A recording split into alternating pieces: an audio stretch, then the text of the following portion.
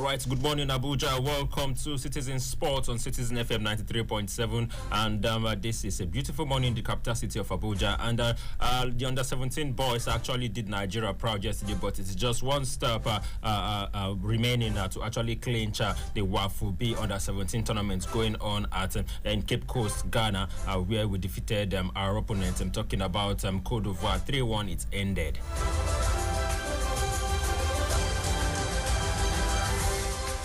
And in the headlines, NFF president charges Super Falcons to remain focused ahead of the Women African Cup of Nations due for Morocco next month.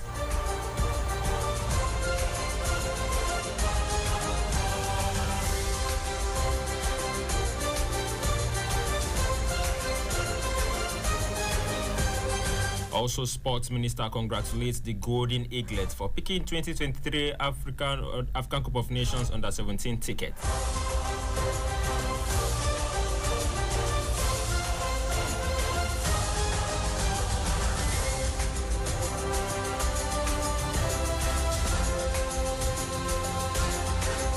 And Ikowo Onwuzurike lead star seeking first national title at the 2022 Nigerian Athletics Championship.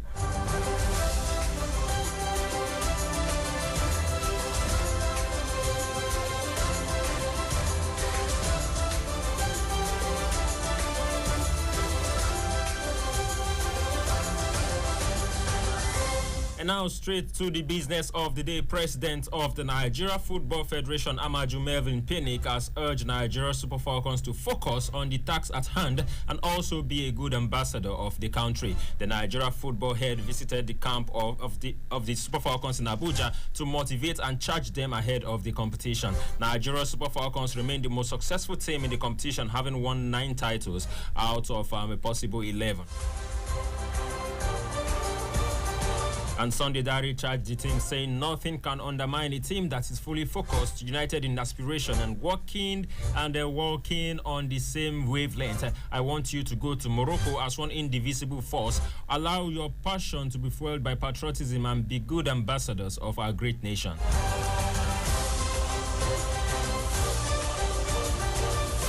He added that you all have a responsibility to be good role models and great motivators to our younger players, talking about those in the youth team. And beyond all, you must be a beacon of disciple and dedication and exhibit exemplary conduct on and off the pitch. Head coach Randy Wardrum is yet to name his squad for the 14th edition of the Women's Africa Cup of Nations bid for Morocco next month.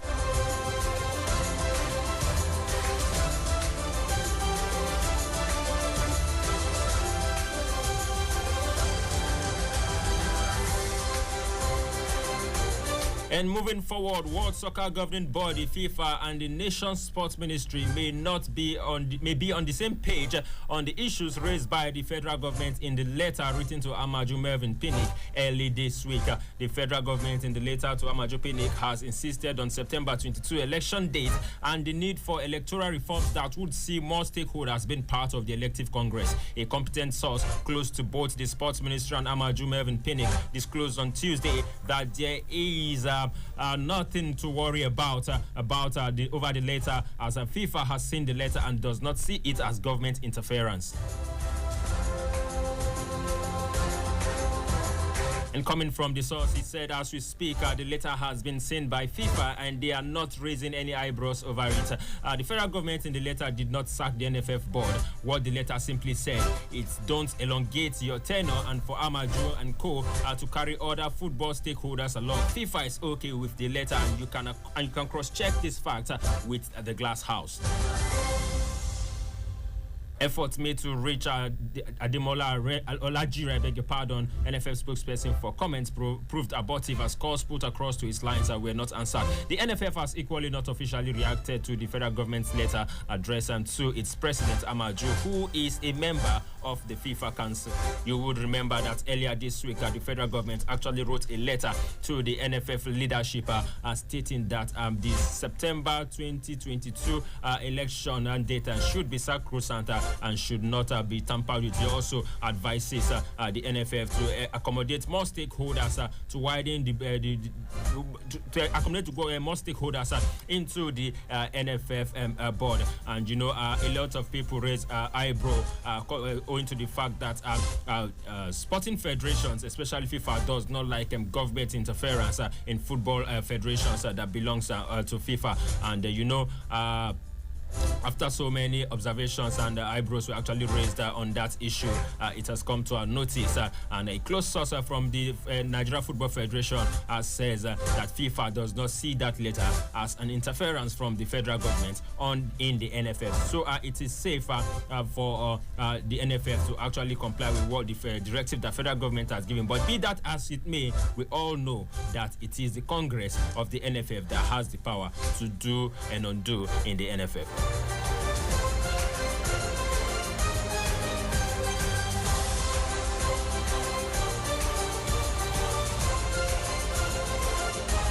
Now let's go to the game that happened yesterday between the Nigerian under-17 boys team versus their counterpart from Côte d'Ivoire.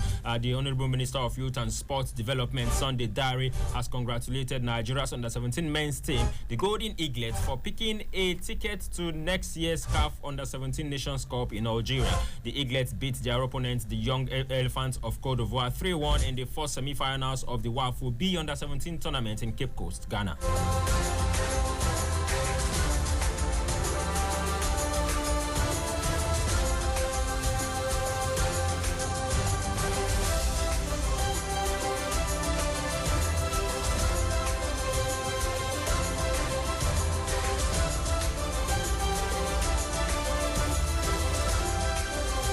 The Nigerians overcame a first-minute deficit from the penalty spot to overpower the defending champions with 3 brilliant goals, 2 of them from expertly taken free kicks by the astounding Emmanuel Michael. The victory, apart from securing Nigeria's place in the WAFU B Under-17 final, also confirms Golden Eaglets' place in Algeria next year at the CAF Under-17 Nations Cup. In his message to the team, the sports minister urged them to emulate their seniors, the Flying Eagles, who won the Under-20 version of the competition in Niamey, Niger Republic last month. And in his words, I quote, "I congratulate you for doing the most difficult part of the job in such a commanding manner. I salute your fighting spirit and determination. I also commend your coaches, officials, and the NFF for laying the foundation for this success. I urge you to finish this assignment the same way your seniors, the Flying Eagles, did in Niamey, Niger Republic last month. Go and win the final. I know you can do it."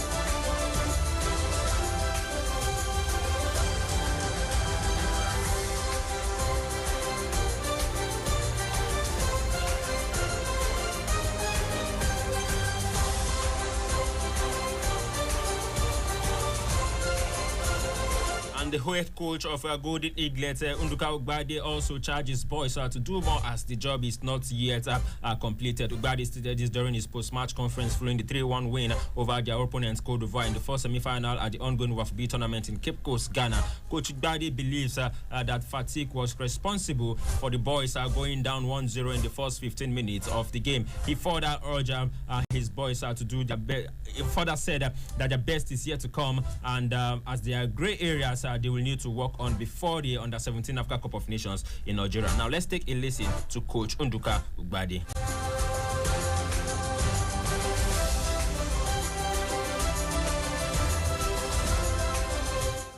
minutes calls for a lot of fatigue when the pressure is like this. That is not a finals, but it's a finals fatigue when the pressure is so much. In a match like this, that is not a finals, but it's a finals before the finals. Why? Because for all we know, it's a crossover match to qualify for Algeria. It's been interesting so far, but like I said, that they're losing a lot of passes. This will have to improve on, and at the end of the day, we think before Algeria we will get a lot better. And that's what it's not amazing yet. It is not amazing yet. Why? Because some of the things that I was expecting from the players hasn't been, to the best of my knowledge, carried out specifically. If it will work, then I think that the goals will be more than this. But you can see yourselves watching from the match that they're making a lot of mistakes in passes. And this we have to improve. And it's a direct result of us not starting on time at home. So to this extent, I am very, very happy for the job that they have done so far, getting to this point and managing to win the matches. Then above all, that my guy here seated, Michael has been able to win the best players in three of the matches. Wonderful.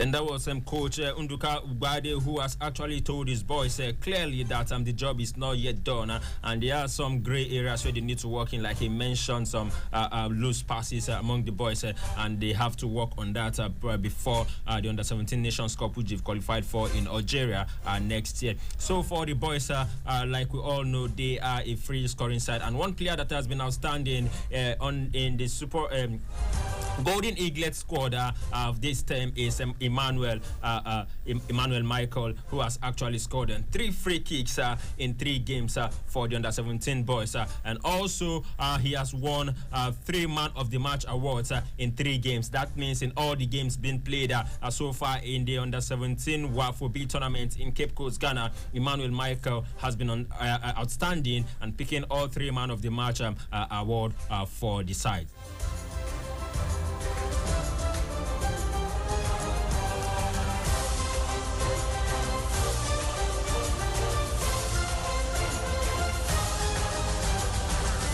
And so the Golden Eaglets of Nigeria will take on Burkina Faso in the final of the WAFU B Under-17 tournament on Friday. And in the second semi-final played yesterday, Burkina Faso edged host Ghana 1-0, courtesy of a second-half penalty converted by Osman Kamara.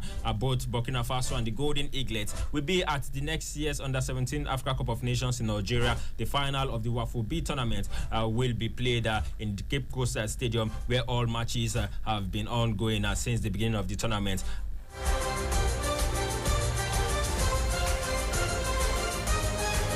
So with this sports minister in person of Sunday Diary having charged the boys to replicate what the under-20 boys did in Niamey, Niger Republic in the same tournament at the under-20 level. So we look forward to the boys to go ahead and defeat Burkina Faso in the finals to be played on Friday, as that will actually go a long way to cement our dominance in football at all levels when it comes to the African continent. Let's let you know that the Super Eagles of Nigeria lost out to the Qatar 2022 World Cup to the Black Stars of Ghana, and they are the only side when it comes to national team football who actually blew their chances of making it to the World Cup, as every other cadet of football in Nigeria have actually clinched a space in the World Cup, talking about these under 20 and the rest of the boys. And now this is a chance for the under 17 boys to actually take the same line of direction of success, having gotten to the final of this tournament. It automatically confirms their space in the Under-17 Africa Cup of Nations in Algeria next year, and that is where they will actually compete to see if they can make it in the Under-17 World Cup.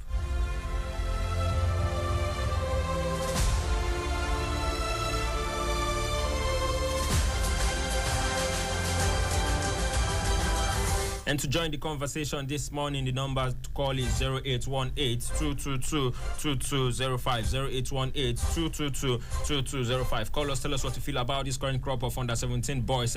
How do you see them navigating the final? And subsequently, will they be able to pick a 6th title for Nigeria when they get to the World Cup?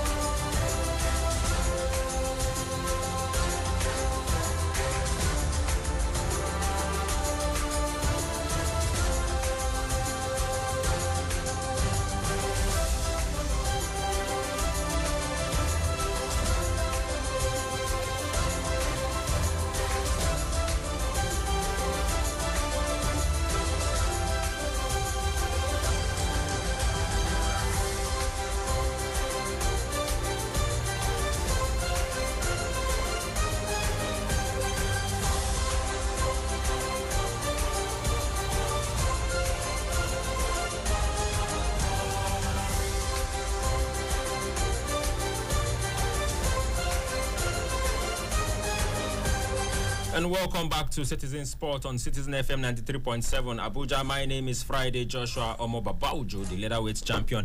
You can as well follow us. We are live on YouTube, Citizen FM 937. Follow us on YouTube, Citizen FM 937. And now quickly, let's go back to the home front where the 2022 National Parasport Federation selections have been scheduled to hold on the 15th of next month in Abuja, following the expiration of the 4 years term of the boards of 7 Parasports Federation in February this year.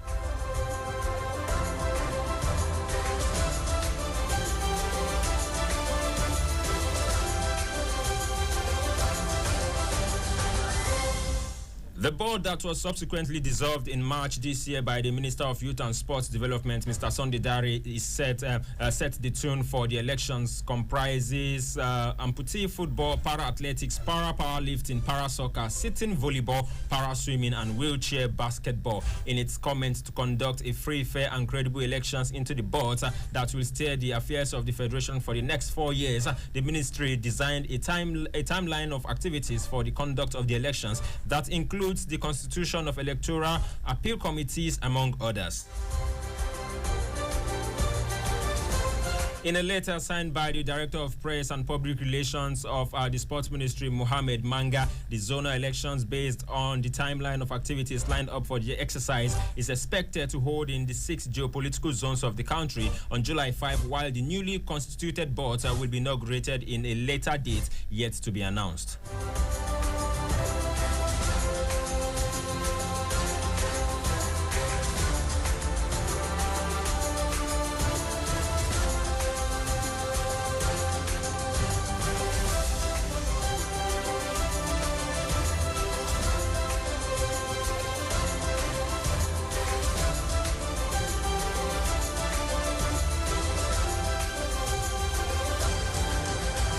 And now let's go to straight to the Nigeria Professional Football League, where Niger Tornadoes Football Club of Minna will take on Lobby Stars of Makurdi in an inconclusive Nigeria Professional Football League game this evening in Jos.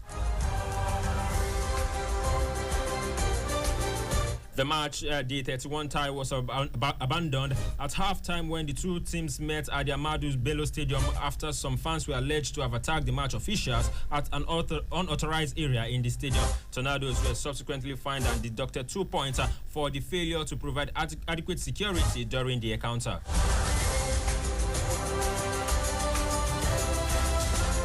The game will now resume in the second half with scores at goalless at the new Josen Stadium with no fans in attendance as directed by the league management company LMC.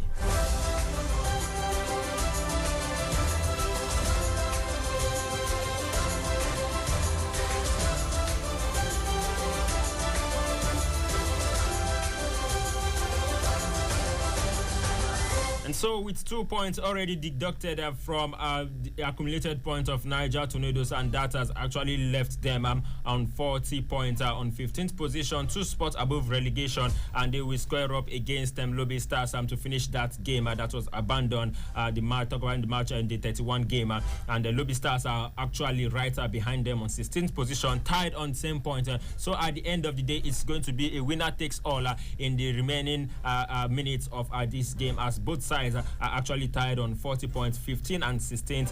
That talking about Niger Tornadoes, followed by Lobby Stars of Makurdi.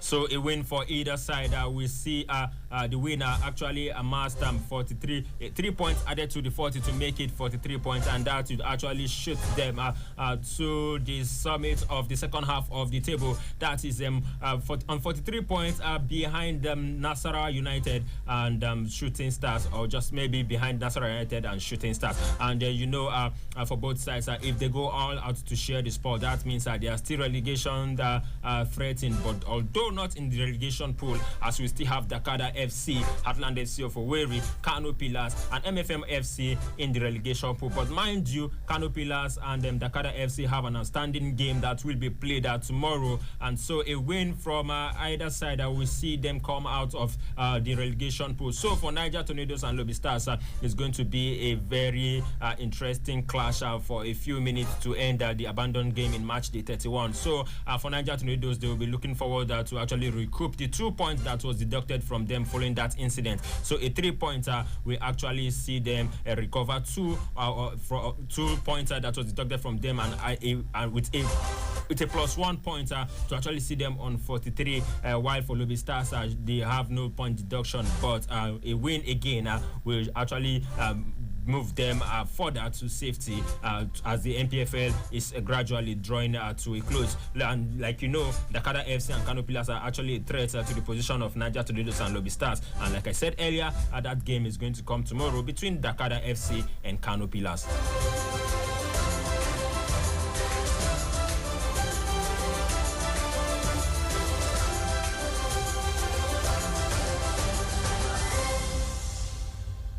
And so for Dakada, they are actually motivated at the moment because how best can you go to play a Kano Pillar side, having defeated Aqua United, the cup holders, their neighbors, their brothers, the fellow landlords, they share the same stadium. I'm talking about the Gosu Lakpabio Stadium in Uyo, and it ended 3-1 in favor of Dakada FC, whom we consider as younger siblings to Aqua United. But you know, that game was a surprising result for me. As for me, it's a case of brothers helping brothers at the end of the day, looking at the fact that Dakada is really threatened with relegation. So, and for Aqua United, a win or a lose will not actually have anything to do with their current state in the NPFL. To not guarantee them a continental ticket, neither will it send them down to relegation. So I just feel it is just a case of brothers helping brothers. But we just hope that Dakada FC at the end of the day consolidates on that 3-1 win against their neighbors Aqua United when they play Kano Pillars tomorrow, as that win will see them get 3 points to put them on 43 points, and that may actually move them 4 spots up and out of the relegation zone. They are currently 17th on the log on 40 points, and in their last 5 games they've been able to win just 3 wins, 1 draw and 1 loss. And then you know, for Kano Pillars, who are one of the NPFL greats, currently facing relegation threat at the moment, as relegation is staring at them in the face really hard. It's going to be the Kano Pillars, for me, wanting to get the maximum result from tomorrow's encounter against Dakada FC, as they are currently 19th on the log on 39 points, and that is behind Dakada FC and Heartland FC of Owerri, who are 17th and 18, while MFM FC are the landlords when it comes to the relegation sides, on 20th position on 36 points. But be that as it may, MFM FC, Kano Pillars, Heartland FC of Owerri, and Dakada FC still all have the chance to make to survive the drop at the end of the day and remain in the NPFL, and that we owe to the fact of what they do with their remaining games in the NPFL. Some of them have 5 games in hand, while others have 4 games. For those who have 5 games, talking about Dakada and Kano Pillars, they will play that game tomorrow, and they will be level on number of games played by the end of tomorrow, and then we'll begin to know the fate of these clubs as events unfold until match day 38 in the Nigeria Professional Football League.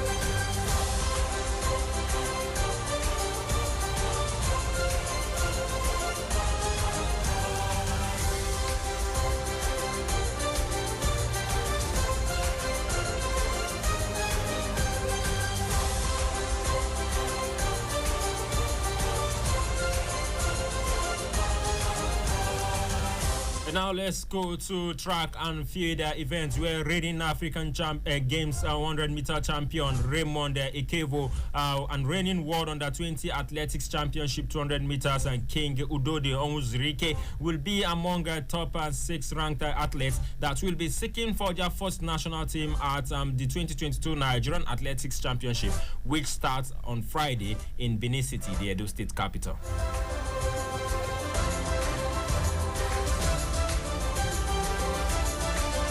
Ikevo and Onwuzurike will be going head-to-head in the 100 meters events, with the latter on top of the Nigeria 100 meters list with the 10.03 seconds he ran earlier this month.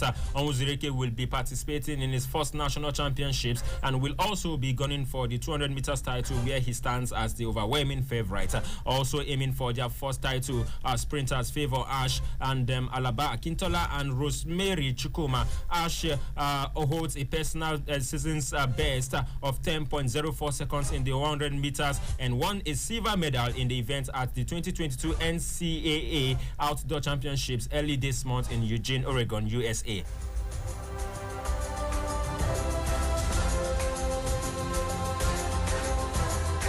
And personally for me, for Ashish, who wants to actually pick and that ticket and return to the championship in Oregon, USA, where she ran her personal best of 10.04 seconds in 100 meters event. And you know, for Asha, who is based in the USA in Oregon, and you know, she wants to return there to actually clinch a title for Nigeria. And going further, Akintola, the reigning National Sports Festival 200 meters and champion, will also be bidding for his first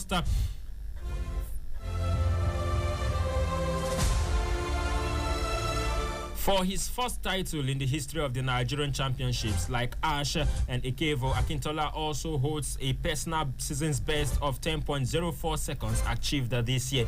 Chukuma, the African Youth Games and African Under-20 double sprint champion, is also seeking her first national title in the sprint event. With the confirmed absence of Favor Philly, Chukuma will have Tokyo Olympics semi-finalist Grace Nkwocha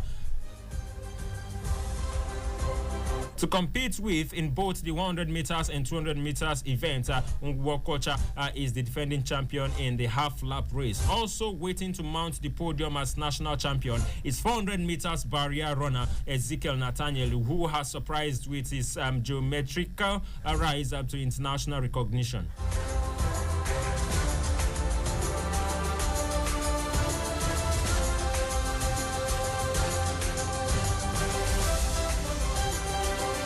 Nathaniel ran 48.42 seconds last month to break Henry Amike's 35-year-old record in the 400-meter hurdles, and the athlete who turned 19 on Tuesday is waiting to be crowned a Nigeria champion for the first time. Home girl Tina, God bless her, will also be dreaming of upstaging the US-based duo of Chukuma and Nkwocha after improving from 11.48 achieved last year to 11.25 in the 100-meter event at the 22nd African Athletics Championships, which ended in Mauritius about a week ago. The 2022 Nigerian Athletics Championship will run from June 24 to 26 at the Samuel Ogbemudia Stadium in Benin City, the Edo State capital. And the championship will serve as selection trials for the World Athletics Championship in Oregon, USA next month, and the Commonwealth Games in Birmingham, United Kingdom.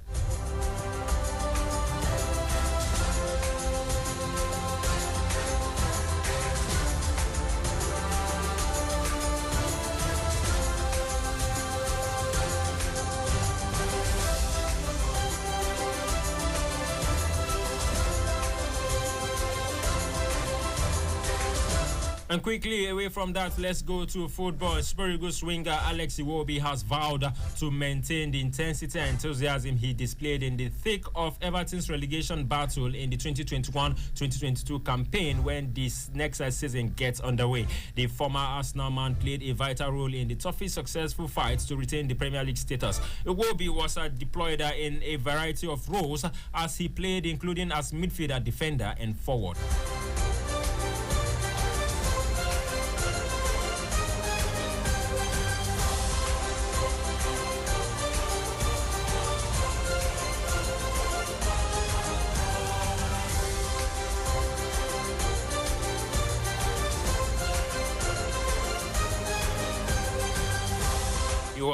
was the only player amongst the toughest to start the last 12 games of the season as coach Frank Lampard looked to retain a Premier League spot. Iwobi hopes to bring that same energy and focus into the new season. And he told EvertonOFC.com, Evertonians appreciate hard work and the physical side. If I have that energy, hopefully it influences my teammates. It is important that I understand that the culture of the city and the passion for football and Everton. I love playing and like to express myself and through football. So when I get the opportunity, I just try my best.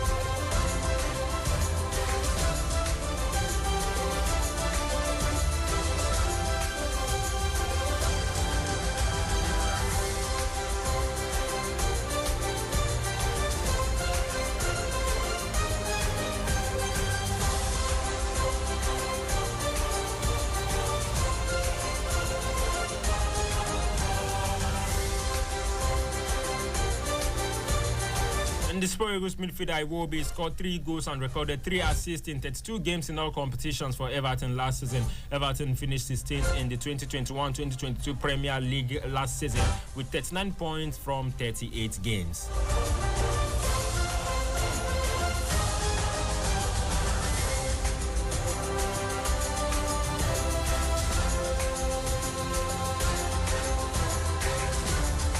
And in tennis, the signs pointed to one of the greatest players of all time slipping quietly into retirement without farewell as she deserves. And talking about Serena Williams, who leaves Eastbourne starstruck on competitive return to tennis. But on Tuesday, Serena Williams made a return to the tennis court almost exactly a year since her last competitive match, and just weeks after many had predicted the 23-time Grand Slam singles champion would never play again. At Eastbourne's Division Park, usually the hub of the sleepy success seaside town's cultural scene and home to a number of theaters, Williams took center stage. The 40-year-old American teamed up with Tunisia's Ons Jabal, who is third in the WTA Singles World Rankings in Eastbourne doubles, and the pair won their opening match in an entertaining evening. Next week, Williams is hoping to play in the singles at Wimbledon, where she has won 7 of her major titles. Afterwards, she said absolutely had a moment of doubt about whether she would ever play again.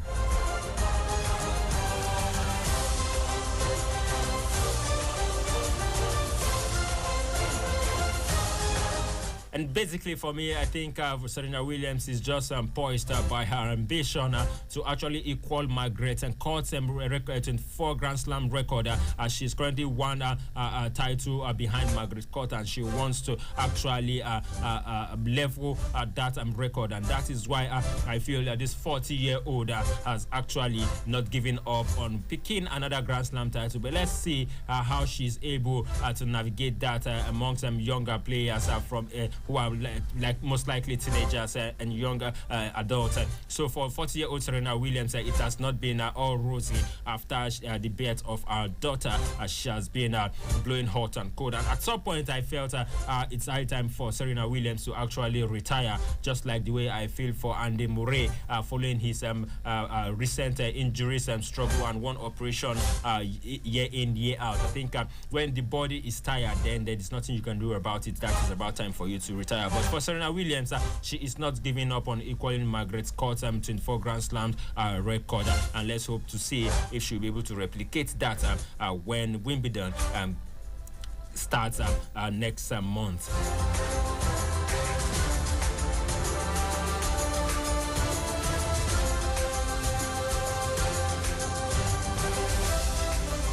And finally, let's take you to boxing, where Nigeria's Anthony Joshua has branded himself the comeback king before his heavyweight rematch against Alexander Usyk in Saudi Arabia, billed for August 20. Joshua came face-to-face with Usyk for the first time since losing his WBA, Super IBF and WBA titles in London in September. At a media conference, Joshua was full of confidence as he aims to become a three-time world champion. And the 31-year-old told BBC Sports, "If you know my story, you know I am the comeback king. You can put me down, but it's difficult to keep me down." Now let's take a listen to Anthony Joshua.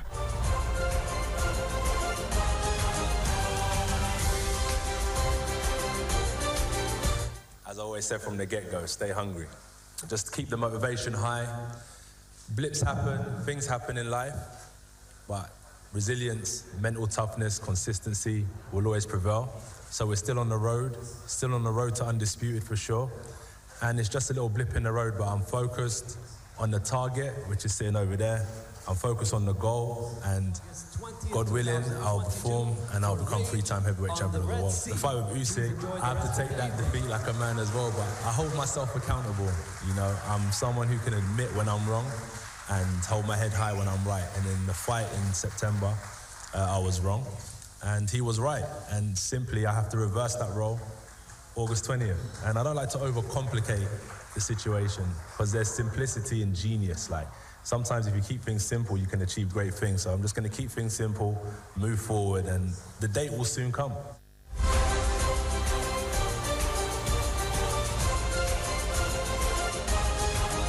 Yes, for Anthony Joshua, the day will soon come, the day of reckoning, the Armageddon, the day the Titans will actually clash for that belt. And he, like you listen to him, he mentioned that he is the comeback king, and let's see if he will be able to replicate what he did to Andy Ruiz Jr. When he lost in the first outing against the Mexican. But you know, Alexander Usyk is a different athlete altogether. But let's see how he's able to navigate that. And the press in Saudi Arabia was heavily saturated with praise for the host country, which has faced accusations of human rights violations and is currently launching a military operation in Yemen that has caused a humanitarian crisis.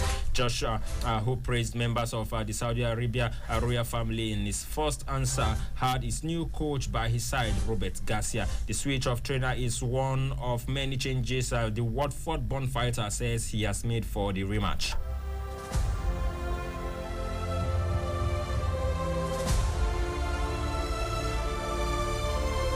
And Usyk spent time in Ukraine helping the war effort against Russia, and earlier in the summer it appeared the rematch would have to be postponed. But the 35-year-old Ukrainian was given permission to leave the country in March to train for his second fight with Joshua. Unbeaten in 19 professional fights, Usyk did not say much, only that he was fighting for Ukraine.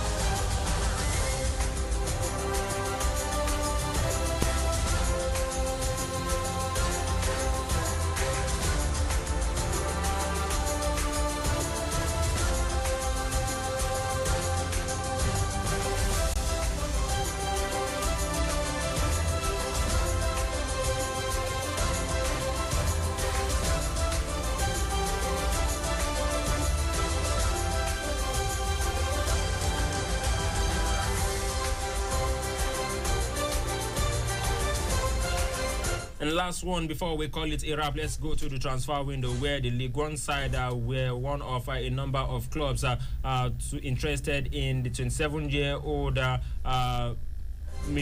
Takumi Minamino, who joined the Reds from RB Salzburg for £7.25 million in 2022. And let's let you know that Liverpool have agreed to sell the Japan international, talking about Takumi Minamino, to Monaco for €18 million. That is £15.5 million. The deal for Minamino is worth a fixed €15 million and €3 million in add-ons. He scored 14 times in 55 outings for the Reds and was their top scorer in the domestic cup competitions last season. Minamino's 7 goals were crucial to Jurgen Klopp's side, who won the FA Cup and League Cup. However, he made just 11 appearances, including 1 start in the Premier League, as Liverpool finished a point behind Manchester City. Minamino also joined Southampton on loan in February 2021 and made 10 appearances before returning to Liverpool for the 2021-2022 campaign. And going further, Senegal forward Sadio Mane is also close to leaving Liverpool after the Merseyside agreed a £35.1 million fee, which includes a fixed £27.4 million for the 30-year-old with the German club Bayern Munich. The expected sales follow the the arrival of Uruguayan striker Dani Nunes from Benfica for an initial £64 million. Liverpool have also brought in forward Fabio Carvalho for Fulham for £5 million, an 18-year-old full left back. Fullback Calvin Ramsey from Aberdeen for £4.2 million, with both deals potentially increasing with add-ons. And this is where we call it a wrapper on this morning's edition of Citizen Sport. We say thank you for keeping your dial locked on 3.7 Citizen FM Abuja. You can also follow us on YouTube, as we are always live on YouTube. When you get to YouTube, just search for Citizen FM 937. My name is Friday Joshua Omobabauju, the leatherweight champion, saying have a wonderful day.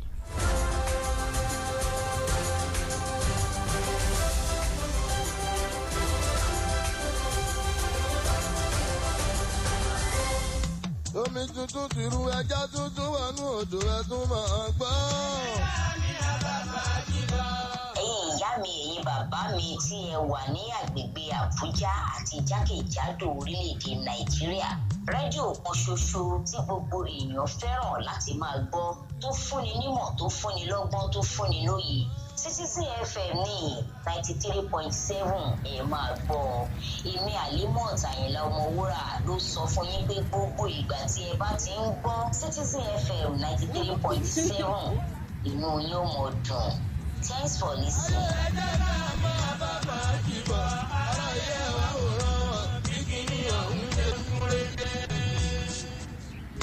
Omi tuntun ti ru ẹja tuntun wà ní odò ẹ̀tún máa gbọ́. Ẹ̀yin ìyá mi, ẹ̀yin bàbá mi tí ẹ wà ní agbègbè Àbújá àti jákèjádò orílẹ̀-èdè Nàìjíríà. Rédíò kan ṣoṣo tí gbogbo èèyàn fẹ́ràn láti máa gbọ́, tó fúnni nímọ̀, tó fúnni lọ́gbọ́n, tó fúnni lóye. CitizenFM ní 93.